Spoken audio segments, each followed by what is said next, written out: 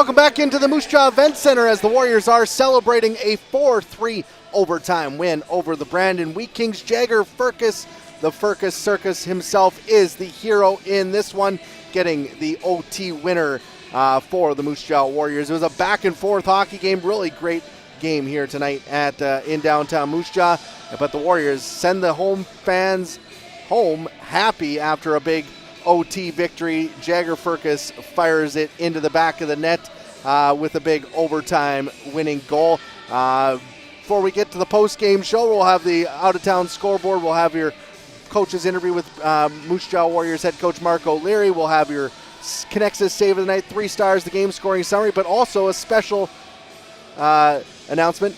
If you go to thecrushcan.com, there will be a special edition Firkus Circus t-shirt available for 24 hours only, and you can get it only at thecrushcan.com. That will be going on sale right away after that big goal from Jagger Firkus. That will be available for one night only, or one day only, so make sure you go pick that up. But let's get to the game scoring summary, and it was Jagger Firkus with the winner in overtime.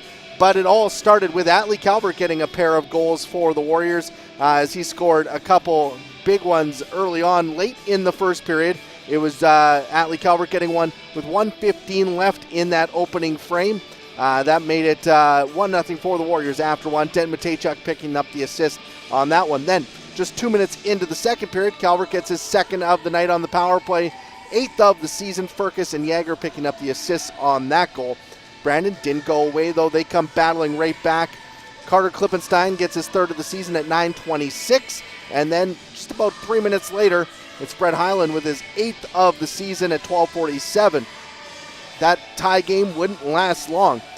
Lyndon Lakovic would get his 7th of the season only 9 seconds later. A spin and fire from Lakovic off the faceoff would put it into the back of the net. Nice assist from Ethan Semenuk on the winning the faceoff draw to Lakovic, and he puts that into the back of the net. Warriors lead 3-2 after 40 minutes. Then Nolan Flaman gets his 5th of the season, just 2:43 into the third, and that made it a 3-3 hockey game. It sent this game to overtime as neither team was able to find the back of the net as that third period progressed.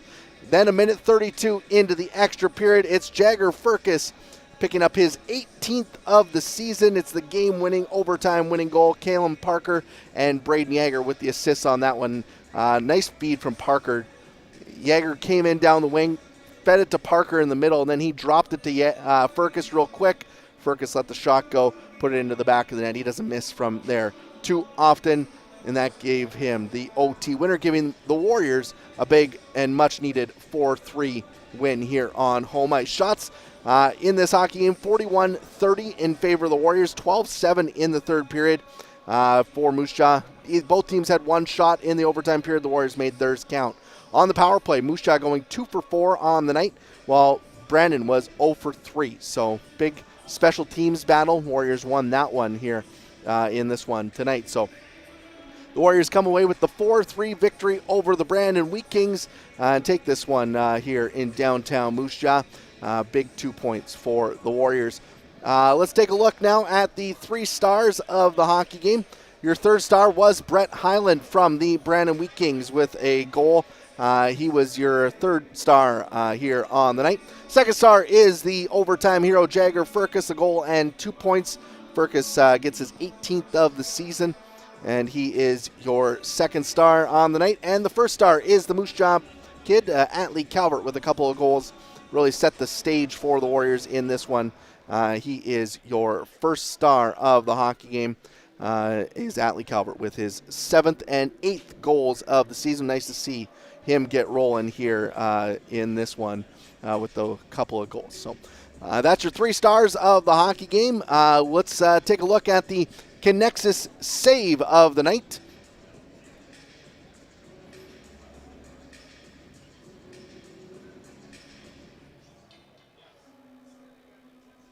Jackson Unger with a couple of point-blank stops. The rebound kicked out right in front, and then nice stop there for the Warriors' 18-year-old netminder. He was sharp again here tonight, made some big saves for the Warriors, and that one was his biggest initial couple players miss, but Klivenstein right there. Jackson Unger point blank makes the save. That's your Connexus save of the night. We'll take a quick break and hopefully catch up with Warriors head coach Marc O'Leary when we come back next here on IKS Media Warriors Live.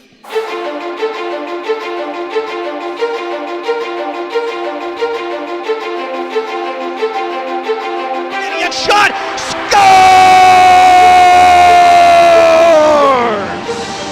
Second efforts leads to the Warriors' first goal. They score! What a shot! They score! Warriors win!